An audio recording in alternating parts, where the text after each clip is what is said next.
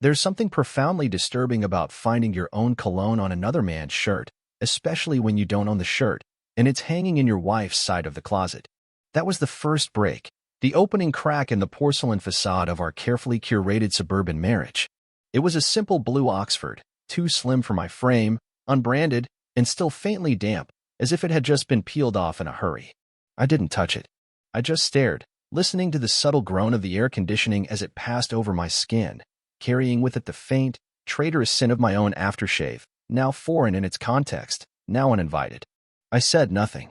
No dramatic accusations, no shattered wine glasses. She was in the shower, humming a song she claimed to hate.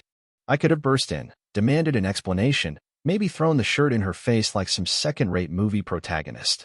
But I didn't. Instead, I slid it back onto its hanger and sat on the edge of the bed, phone in hand, pretending to scroll through news while my mind began building the first draft of a psychological war plan. See, anger is a luxury for men who haven't seen the bigger picture yet. Me? I saw the whole game board the second I recognized that shirt had been washed in our detergent. A little slip. She was getting sloppy. Sloppier than I expected from someone who once lied so perfectly about a miscarriage just to cancel a family vacation with my parents. That was a woman who could cry on cue. That was a woman who had memorized alibis. But now? Now she was leaving laundry clues. Amateur hour. When she came out of the shower, wrapped in the towel I bought her for our 3rd anniversary, the one with her initials embroidered in silver thread, she smiled like nothing had happened. Her eyes sparkled. I wanted to ask her if he made her sing in the shower, if he made her laugh like that, if he used my cologne just to mark his territory in my own home. But I said nothing. Just smiled back and told her the water bill came in high. She joked about taking shorter showers. I said, maybe you should. She didn't flinch. Just kissed me on the forehead and walked into the closet, walked past the shirt. Didn't even notice it. Or maybe she did and calculated that I hadn't. Either way, that was the moment I decided this wouldn't be resolved with yelling or ultimatums. No, this wasn't going to be a fight. This was going to be a game. A mirrored one. If she was playing hide-and-seek with Fidelity, I'd show her what it's like to chase ghosts in her own house. I'd let her feel every second of suspicion she tried to bury in my chest. I wouldn't confront her. I'd reflect her. Piece by piece, moment by moment, I would become her mirror, her shadow, her whisper of doubt in the dead hours of the night. Because the worst kind of punishment isn't rage, it's uncertainty. And I was about to make her question reality in the same way she made me question my own damn closet. For a while, life looked perfect on paper. We were the kind of couple people referred to with quiet envy at dinner parties, polished, calm, always in sync. I brought her coffee in the morning with just the right amount of cinnamon, and she kissed me goodbye like it meant something. We had routines. Rituals. Thursday wine nights, Sunday market runs, Saturday morning jogs.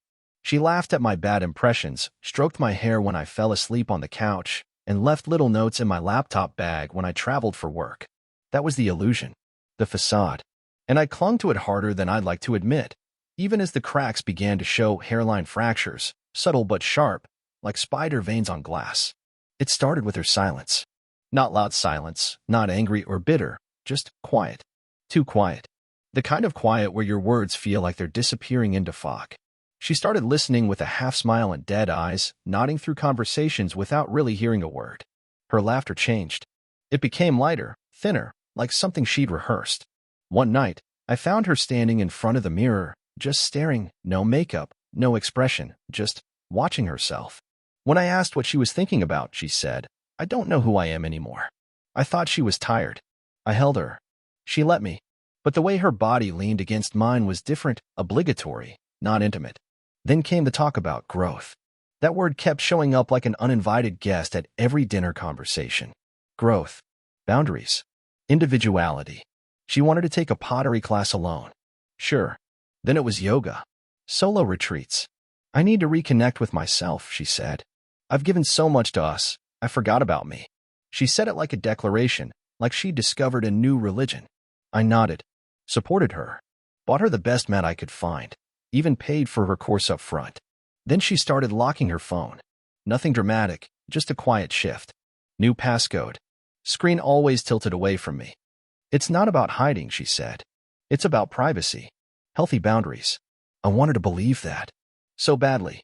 Even when I noticed her Instagram had gone from public to private overnight, and I was no longer following her. She claimed she accidentally archived me. How do you accidentally unfriend your husband? But I let it go. People make mistakes. I made excuses. I became an expert in self-deception. Until one night, I walked past her car and noticed a shopping bag in the passenger seat, fine lingerie. Nothing she'd worn for me in months. I took a picture. Didn't confront her. Just kept it. A souvenir of a truth I wasn't ready to name. She never mentioned the bag. Never wore the lingerie. Just smiled the same worn-out smile and told me she was working on herself. She'd started journaling, she said. Needed space to explore her thoughts. She took longer walks now. Came back glowing. She looked radiant, flushed, recharged. Like a woman in love. But not with me. I started to notice how she avoided eye contact during dinner. How she filled our time with distractions, new recipes, new books, meditation playlists. Always busy. Always occupied. Never present. I told myself it was just a phase.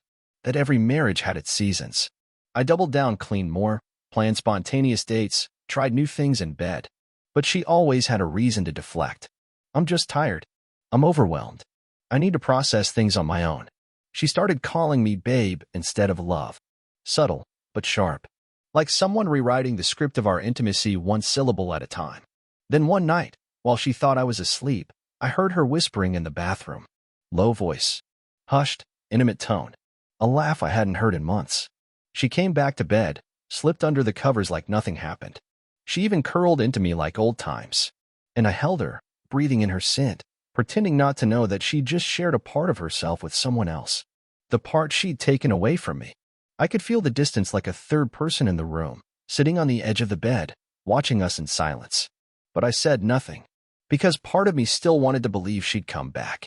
That maybe, just maybe, this was all a strange phase of rediscovery and not the beginning of the end. I told myself love meant patience, endurance, loyalty. But deep down, something colder had already taken root. A calculation. A seed of resolve. I wasn't going to fall apart. I wasn't going to chase her. I was going to wait. And when the time came, I'd make sure she regretted every single moment she thought I wasn't paying attention. It was a Wednesday, quiet, dull, gray outside, the kind of midweek lull that bleeds into itself without distinction, and she had left her laptop open on the dining table, something she never did. She was in the shower, water humming faintly down the hallway, steam curling beneath the bathroom door. I didn't go looking for anything. I didn't snoop. But the screen was on, the cursor blinking, and a message popped up in the corner like fate pulling back the curtain just enough to let me peek into hell. It was from someone named R, no last name, just an initial like it was supposed to mean nothing. The message was short, so short it burned itself into me with the force of a branding iron. Still tasting you. Last night was worth the wait. You're so addictive. That was it. No punctuation. Just raw, unfiltered possession. There was a half-finished reply in the text box. You make me forget who I am. My hand didn't shake. My breath didn't catch. I didn't scream or smash or even blink. I just stared at that screen until the cursor faded into the background, into the rhythm of my pulse slowing to a crawl. I sat down in the chair. Didn't touch the laptop. Didn't scroll. Didn't move. Just absorbed it. The bathroom door squeaked open behind me 5 minutes later, and I could hear the soft pad of her feet against the tile, the rustle of a towel, her usual humming. She was in a good mood. Light, buoyant, almost childlike. Maybe she was replaying the message in her head. Maybe she thought it was safe. Maybe she forgot for a moment that the man she was betraying was no fool. I heard her padding down the hall, drying her hair, humming some indie song she once made me listen to on repeat during a road trip. The absurdity of it struck me, how normal it all was. How completely detached her world had become from the one I thought we still shared. She passed by the dining room, gave me a casual smile, and said, "You look serious. Everything okay?" I nodded. She moved on. Never even noticed what was on the screen. Never suspected the message might have timed its arrival like a goddamn bullet to the skull. That was the moment. Not the message itself, not even the words, but the casual cruelty of it all. The disconnect. The ease with which she walked past the smoking wreckage of our life like it was scenery. And that's when something inside me stopped trying to fix anything. There was no sadness. No heartbreak. Just clarity, crystalline, surgical clarity. I wasn't a husband anymore. I wasn't even a man wronged. I was a machine. A mechanism. A system preparing to dismantle a lie from the inside out. The war hadn't begun, but the gears had shifted. I spent the rest of the day speaking like normal, cooking dinner, cleaning the counter, listening to her talk about some coworkers' drama like we were still teammates. I even made her laugh. But behind my eyes, the blueprint was forming. Not just revenge. No. That would be too simple, too reactive. What I wanted was balance, mirrored agony. She had fractured something inside me with that message, turned love into humiliation, turned my trust into a punchline. And now I do the same.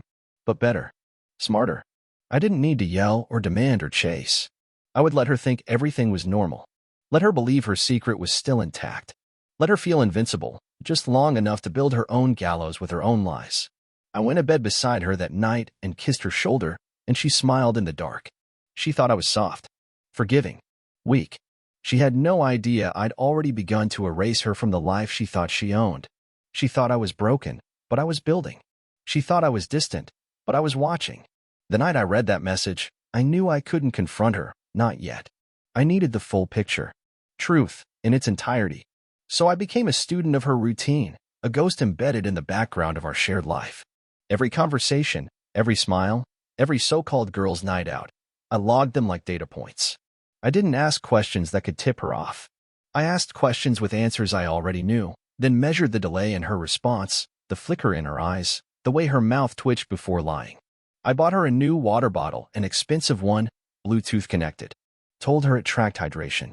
What it really did was ping a location every time it synced with her phone. She took it to the gym. Except, the gym wasn't always the gym. Twice it pinged from a hotel parking lot 15 miles away. I smiled. Said nothing. Booked myself a fake business trip. Watched as she put on makeup just a little too carefully for someone supposedly staying in for the night. I left, circled the block, came back without a sound. Parked in the shadows.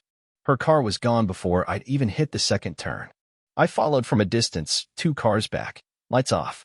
Watched her pull into the same hotel the bottle had revealed. Watched her walk in with the same black coat she never wore for me anymore. No suitcase. No gym bag. Just her purse and a smile. I didn't go in. I didn't need to. I already knew. Back home, I logged into our joint bank account and began pulling threads. Small charges at first, Ubers, drinks, one boutique flower shop I knew I'd never received anything from. The name that kept popping up in transaction tags? R, not just on hers. On ours. He'd paid for dinner once with a card linked to her shared Uber profile. Rookie mistake. I took screenshots. Built a timeline.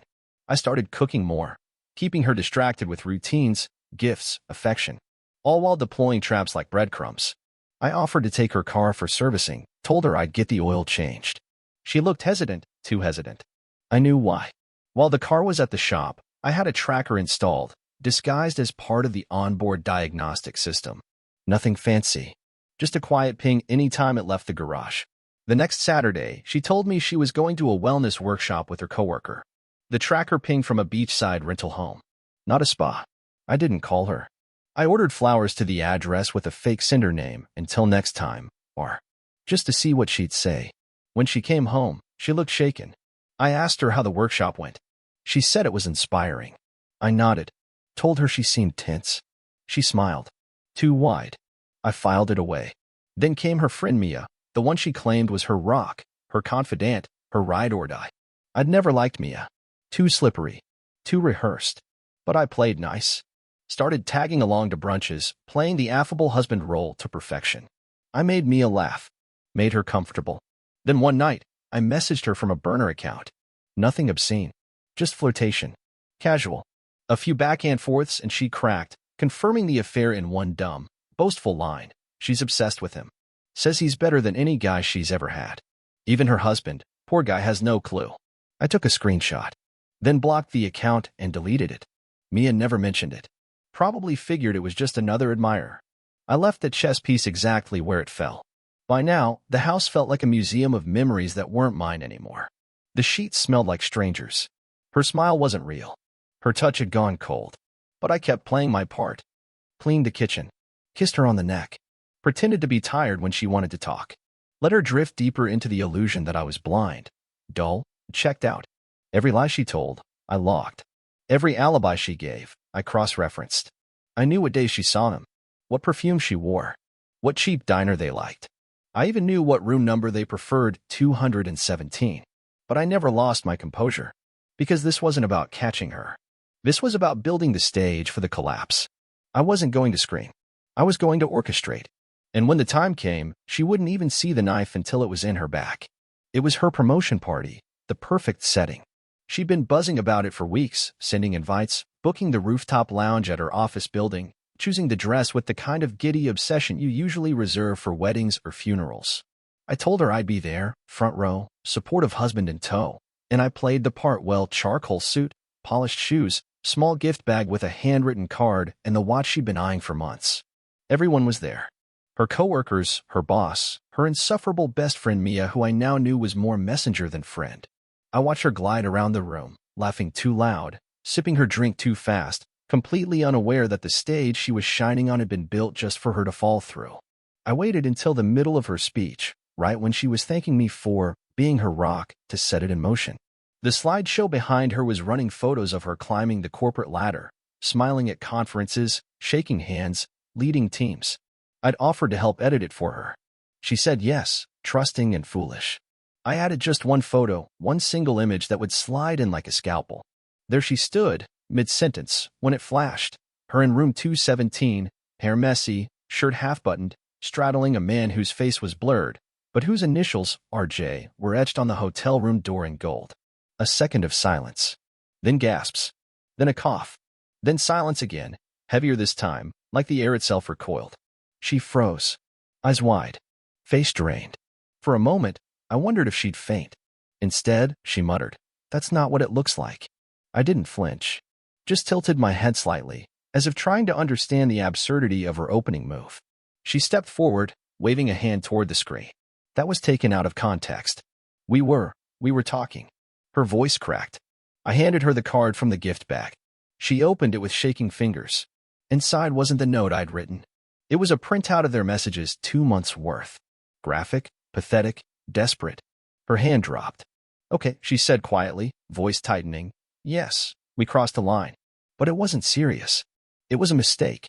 She reached for me, but I stepped back. She blinked, recalculating. "You've been so distant. You never noticed me anymore." I felt invisible. I stared at her like she was a stranger bleeding on my doorstep. "Invisible people don't leave receipts in boutique flower shops," I said calmly. "Invisible people don't book hotel rooms under their maiden name." Her mouth opened, then closed. Then she laughed short, bitter. "So what? You've been spying on me? What kind of husband does that?" she snapped, voice rising. "This is insane. You're insane." But the panic was creeping in behind her eyes. "You've been tracking me? Digging through my things like a psycho?" I stayed silent. The crowd had thinned now, a polite mass of people pretending to care about their drinks while pretending not to watch. She crossed her arms. "You think you're the victim? You think you're some martyr? You've been cold for months." I was lonely. I stepped closer. Not aggressively, just enough to lower my voice without effort. "You weren't lonely," I said, each word measured like a clean incision. "You were arrogant. You thought you were smarter. You thought I'd never notice. And when I did, you thought I'd forgive you quietly like a good man should." Her mouth twitched. She was shaking now. "This doesn't change anything," she tried. "We can fix this. You're just hurt. You're lashing out." I smiled, but there was no warmth in it. "No, I'm not lashing out. I'm showing you exactly what it feels like when the lie you live inside of finally runs out of oxygen." She looked around at Mia, at her boss, at the screen now dark, at the crushed petals of her professional mask scattered across the floor like broken glass. "You ruined me," she whispered. I leaned in, close enough for only her to hear. "No," I said softly. "You did that. I just let the light in." Then I stepped back, not leaving, not storming out, just standing there, silent, composed, unmovable, while she stood in the wreckage of the image she built, the party she threw, the lie she lived. The room had gone silent again, but not empty, just thick with judgment, disbelief, pity. And I wasn't done. Not yet. She found me the next day in the living room, sitting in silence with a book open but unread, sunlight pouring across the hardwood like nothing had happened, like the ground hadn't opened beneath her feet the night before and swallowed her reputation whole. She didn't knock, didn't call my name, just barged in, already shaking, mascara smudged from tears I didn't believe. "You humiliated me," she started, voice trembling with fury barely restrained. I said nothing. She dropped her bag on the floor like it had wronged her. "How could you do that to me?" in front of everyone. I turned a page, slowly, deliberately. You smothered me, she snapped, stepping closer. You controlled everything, every detail, every plan. I couldn't breathe around you. My eyes didn't lift. You were boring, she spat, more venom now, more desperate. You think doing the dishes and paying bills makes you a husband? You think being stable is enough? I needed passion. I needed to feel alive. I looked up at her then, once, briefly, and said, "So you spread your legs for it." She recoiled like I'd struck her, mouth opening to fire back, but the words tangled. You weren't a man, she hissed. You never made me feel like a woman. You didn't even see me. I tilted my head slightly, like I was examining something under glass. That's why you begged for approval in hotel rooms, I said, voice flat. Because you were desperate to feel wanted, even if it meant being disposable. She blinked hard, then laughed, a brittle, deranged sound. Oh, so now you're some ice-cold executioner? Where was this version of you when I needed connection? I stood up slowly, setting the book aside. Buried under the weight of loving someone who turned into a stranger every time I blinked, I replied, you didn't want connection. You wanted chaos that made you feel powerful. Her lip quivered, fury replaced now with something closer to fear. You're just trying to punish me, she said, voice dropping. You're doing this because you hate that I had something you didn't. I stared at her, emotionless. What you had was temporary. What I have is the truth. And now, so does everyone else. Her hands balled into fists. You ruined my life. I gave a small shrug. No, I revealed it. You did the ruining all by yourself. She circled the room like a caged animal, throwing glances at the furniture like it could save her. You're cold, she whispered. You're soulless. I thought I hurt you. But you don't feel anything at all, do you? I walked past her, slowly, calmly, pausing only to say, not for you. Not anymore. That broke something in her. You can't just throw this away, she shouted. I made one mistake, one. After everything we've been through, you'd destroy me like this? I stopped at the threshold of the door and turned, my voice quieter now. No, I said. You made dozens. I just stopped ignoring them. She was trembling, her face cracked open with panic and rage, but I didn't flinch. You don't get to decide the consequences, I added. You gambled our life for attention, and now you're shocked you lost. She stepped forward, her voice lowering to a near whisper, trying a different tactic. I still love you, she said. I made mistakes, yes, but this can be rebuilt. We can. There's nothing left, I interrupted. You burned the bridge and danced in the smoke. Her face crumpled then, as if she finally saw it. Really saw it. The fact that the man she had once manipulated with tears and kisses and false apologies was gone, and in his place stood something colder, quieter, unreachable. Say something, she pleaded. Say anything that isn't this. I met her eyes, calm as the grave. The silence, I said, is the only honest thing left between us. And I turned away, leaving her standing in the wreckage of her own creation, finally realizing that indifference cuts far deeper than hate ever could. I didn't leave immediately. That would have been too merciful. Revenge, to be meaningful, has to simmer, not scream. It needs structure, not chaos. So I spent the next 4 weeks constructing a masterpiece behind her back, using the very tools she handed me in her betrayal. First, I compiled everything. Every message, location ping, transaction, photo, timestamped and stored in multiple cloud drives under innocuous names, accessible only to me. I copied chat logs from her burner accounts she didn't realize I had access to. I had screenshots, audio clips from when she spoke carelessly on the phone in the next room, even footage of her and R from a street camera I requested under a pretense. She thought she was still navigating her fantasy, juggling justifications, half-hearted apologies, and awkward silences. I let her, because while she tried to revive what she thought was a dying flame, I was draining her oxygen.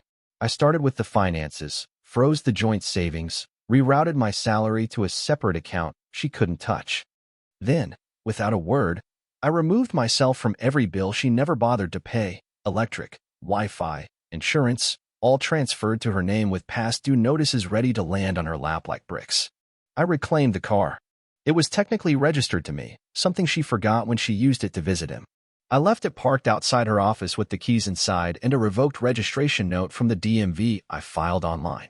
She called me about it. I didn't answer. Then came the credit cards. She'd gotten used to mine. I let her. For a while. Then I canceled every one of them within an hour window on a Monday afternoon, ensuring her gym, beauty box subscription, and floral delivery service all hit decline notices before lunch. I watched the panic build through the passive-aggressive texts. Did you cancel something? My account's not working. Can we talk? I didn't reply. I wasn't done yet. I sent one envelope, just one, to her parents. No drama. No sarcasm.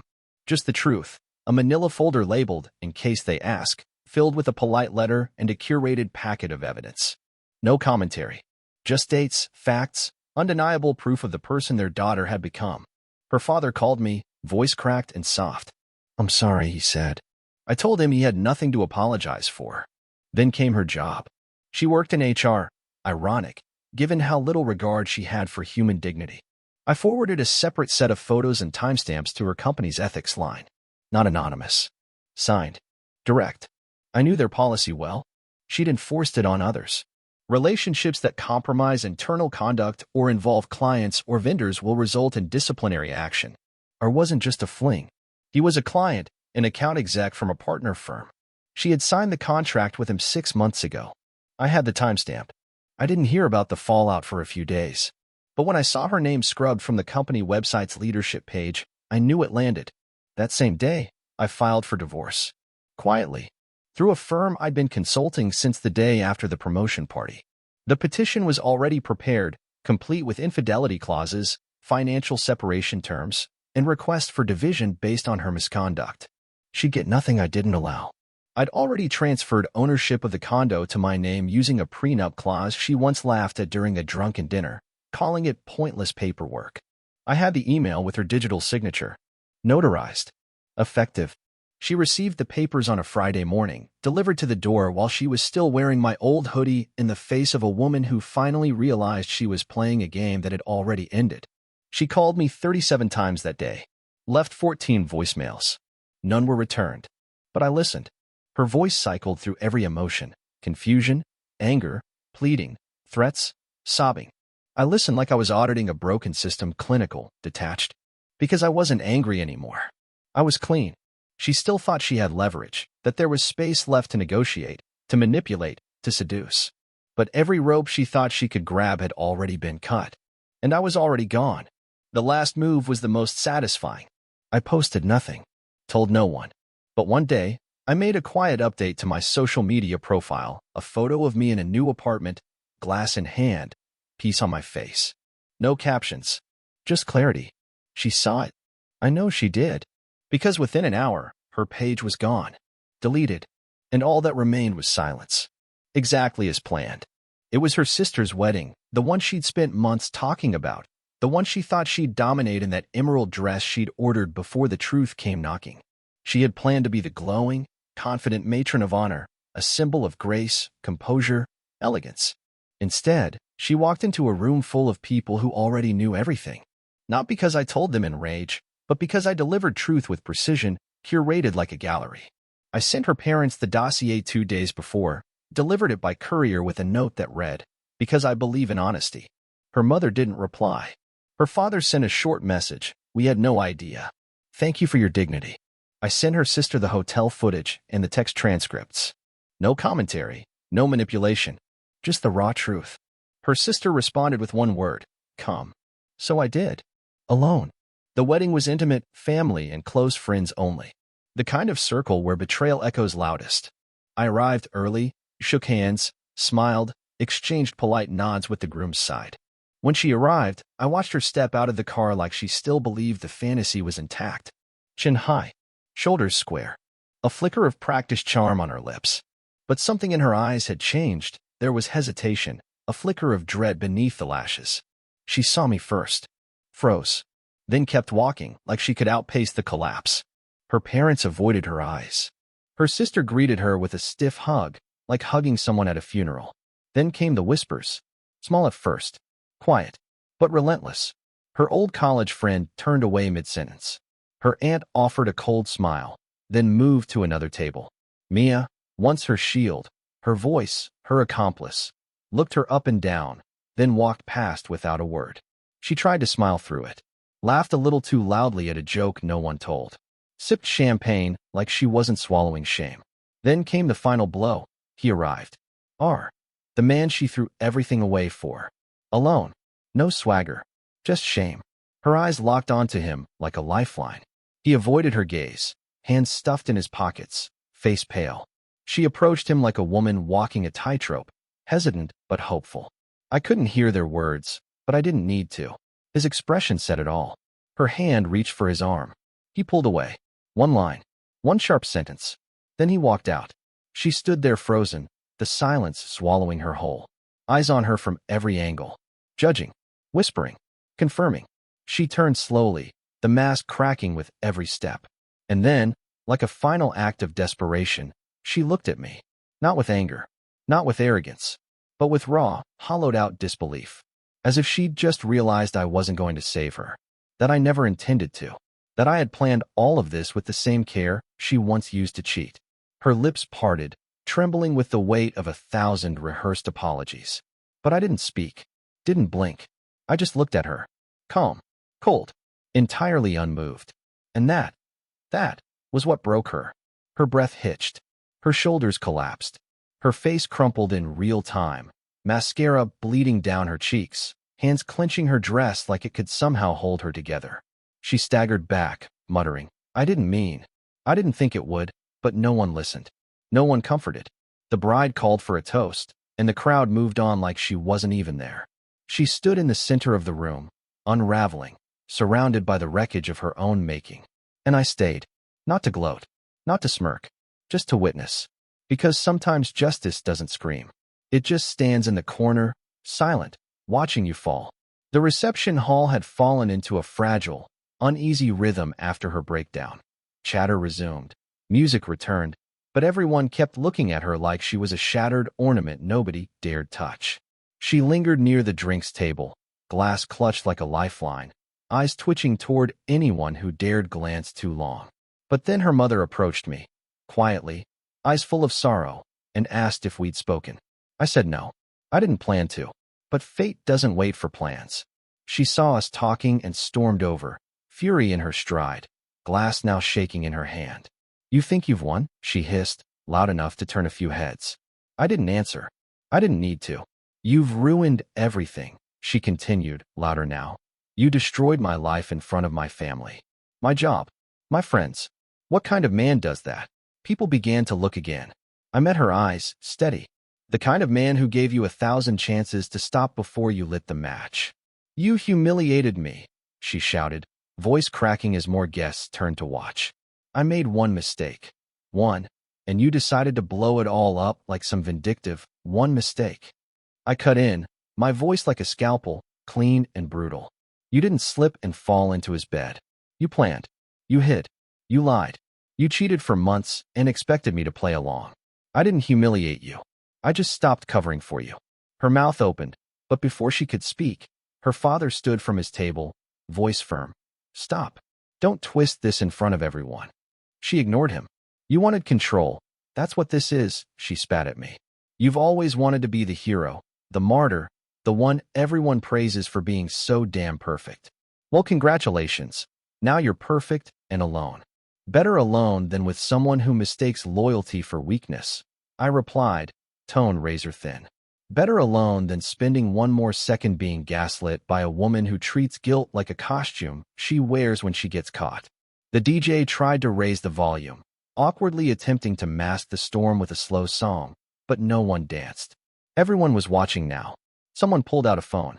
Her sister tried to intervene, stepping between us. This isn't the place. But my wife. No, the woman I used to call that, pushed past her. You were never enough, she screamed, eyes wild now, mascara trailing down her cheeks. You bored me. You made me feel small, like I was just furniture in your perfect little world. I stepped forward, not physically threatening, but close enough for the words to cut through her like wind through broken windows. No, I said calmly, but loud enough for every ear in the room. You felt small because you built nothing of your own. You latched onto my life, my loyalty, my love, until you drained it. And when I stopped feeding your delusions, you blamed me for your emptiness. A collective gasp rippled through the crowd. Even Mia, once her staunchest defender, took a step back. Her voice trembled now, fury mutating into desperation. "He meant nothing to me," she muttered. "It was just distraction. I was confused." "You were calculated," I shot back. "You were strategic enough to lie, to hide, to coordinate schedules and passwords in hotel rooms. That's not confusion. That's contempt. He doesn't even want me," she cried suddenly, motioning toward the door where had long since vanished. "I gave up everything and he just left." And there it was, the truth she'd been choking on. The shame, the reality, the irreversible consequences crashing down all at once. "Because even your affair couldn't survive the real version of you," I said coldly. "Because even the man you threw your life away for couldn't stomach what he saw once the lies stopped working." She staggered back, glass dropping from her hand and shattering against the floor. Someone gasped. Her mother covered her mouth. Her father closed his eyes. The bride whispered something to her groom, and he quietly moved to escort guests out, one by one. But I didn't move. Not yet. I wanted her to feel it, to absorb the weight of every eye in the room, not with pity, but with the heavy disgust reserved for traitors exposed mid-lie.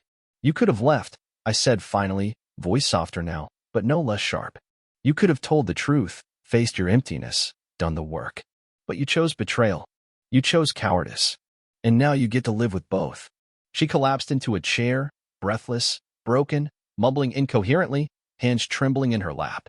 I didn't look back when I walked out. I didn't need to. The silence behind me was enough. It didn't take long for the world to turn on her. After the wedding, after the videos, after the whispers became facts that bled through every polite circle she used to dominate, her life unraveled faster than she could scramble to hold it together. HR called her in a week later, an emergency review with stern faces and printed emails. She tried to explain. She cried. But the company didn't care about tears. They cared about liability. She was let go the same day, security escorting her from the building where she used to be the smiling face of policies and compliance. Her desk was cleared by someone else. Her nameplate removed before sunset. Word spread fast. The friends she'd once called her inner circle went silent. Her group chats dried up. Brunch invitations vanished.